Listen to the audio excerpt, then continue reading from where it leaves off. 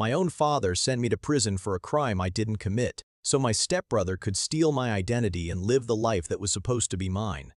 But karma always comes back around.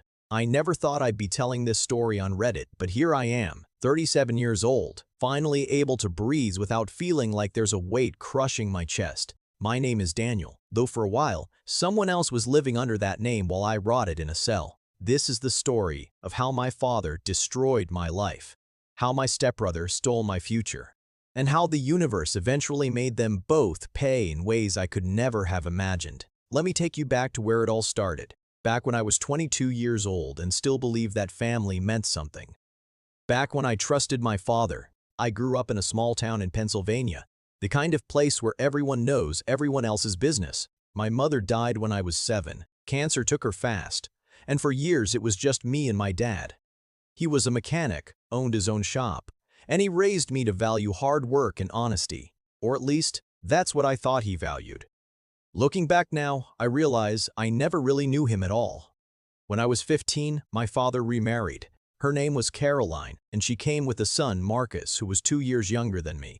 At first, I was excited to have a brother. I'd been alone for so long, and the idea of having a sibling felt like getting a piece of the family I'd lost back. Marcus seemed nice enough at first, quiet, a bit awkward, but I figured we'd grow close over time. I was so stupid.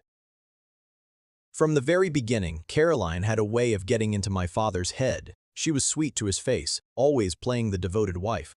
But I could see the calculations behind her eyes. She wanted security, status, and she was willing to do whatever it took to make sure her son had every advantage in life. My father, lonely and desperate for companionship after years alone, fell for it completely. The preferential treatment started small. Marcus got the bigger room when they moved in. He got a new computer for school while I was told to keep using the old one we'd had for years. When I made the varsity basketball team, my father missed the games because he was helping Marcus with his homework. Little things that individually didn't mean much, but together they formed a pattern I was too young and trusting to see. By the time I graduated high school, I'd earned a partial scholarship to Penn State.